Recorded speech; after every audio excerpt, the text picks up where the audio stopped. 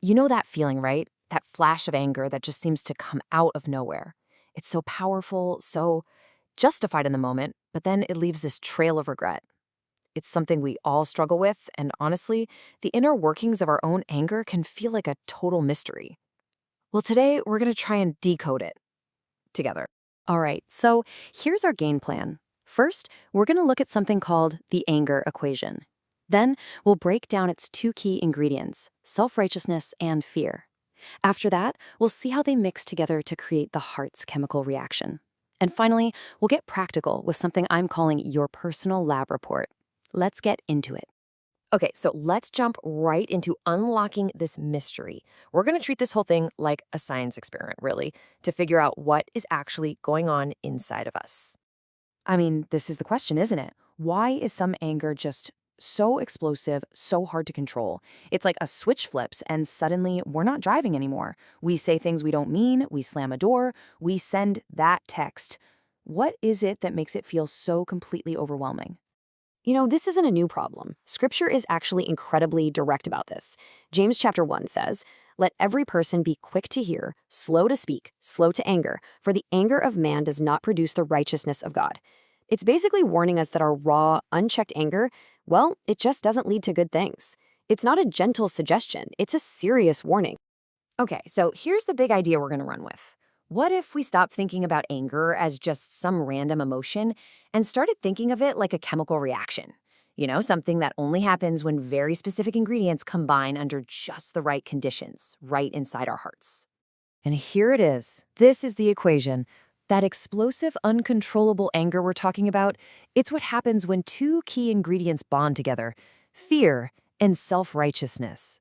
When those two things meet in your heart, boom, you get that reaction.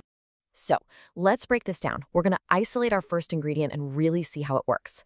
Let's start with the one that usually feels the most powerful in the moment, self-righteousness.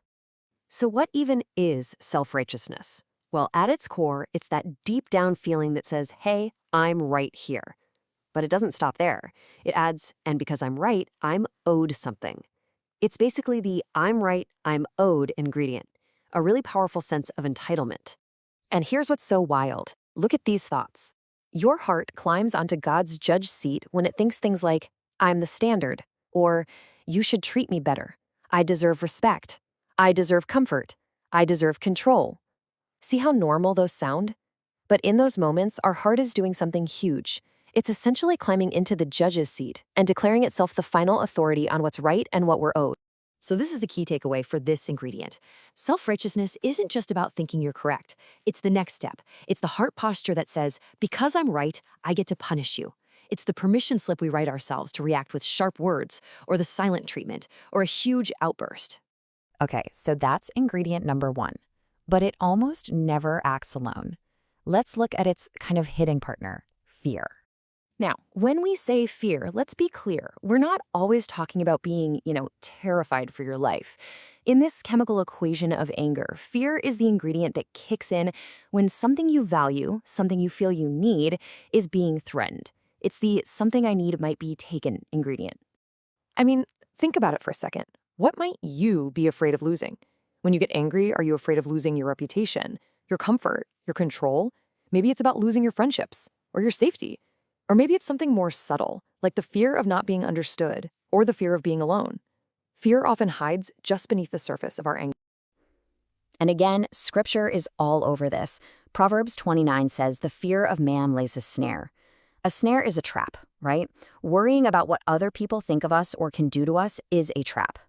And so often, that trap springs shut with an angry reaction as we desperately try to protect ourselves from whatever we're afraid of losing. All right, so we have our two ingredients, that demanding I'm owed of self-righteousness and that threatened feeling of fear. So let's see what happens when they mix. This is the heart's chemical reaction.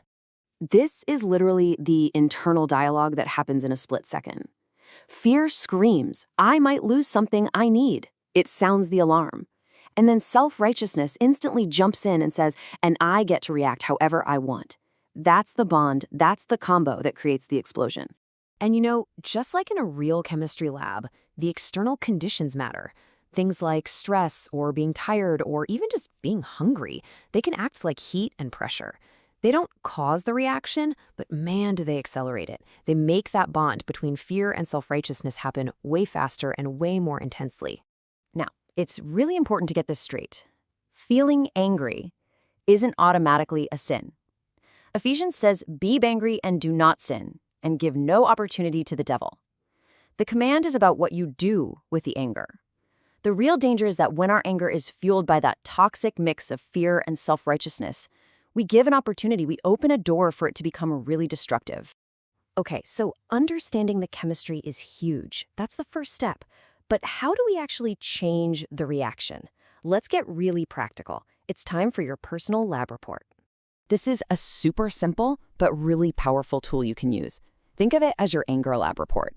After an angry moment, you can run a diagnostic. Step 1, name the moment. Just what happened? What did you do? Step 2, find the fear. What felt threatened? Was it respect? Control? What was it? Step 3, find the self-righteous claim. What did you feel you were owed? And finally, step 4, the most important one, bring it to Jesus. Turn from self-protection to faith. And this last step, bringing it to Jesus, this isn't about just gritting your teeth and trying harder next time. This is about real heart change. It means first you confess, "Lord, I played judge. I was more afraid of man than I was of you." Then you remember. Remember that Jesus took the judgment so you don't have to be the one punishing others. That frees you up. And then you ask, "Help me respond in faith, not in self-protection." And then you take one faithful step. Look, change doesn't have to be this massive, overwhelming thing. It starts with one small step. Maybe it's just slowing down, using gentle words, asking a question instead of making a statement, or even just owning your sin and saying, "You know what? I was wrong." That one step, that's where the new, better reaction begins. So here's the bottom line. We often excuse our anger, don't we? We say, "Oh, that's just how I am," or "I just have a short fuse." But what if it's not a personality problem? What if, at its very root, anger is actually a worship problem? In other words, our anger reveals what our heart is truly worshiping, what it's trusting and fearing and demanding in that moment instead of God. And that leaves us with one last, really searching question to ask ourselves. The next time you feel that heat rising, that chemical reaction starting to bubble up, just stop and ask, what is my anger truly worshiping right now? Is it worshiping my comfort, my reputation, my need for control? The answer to that question might just be the key to finally breaking that bond.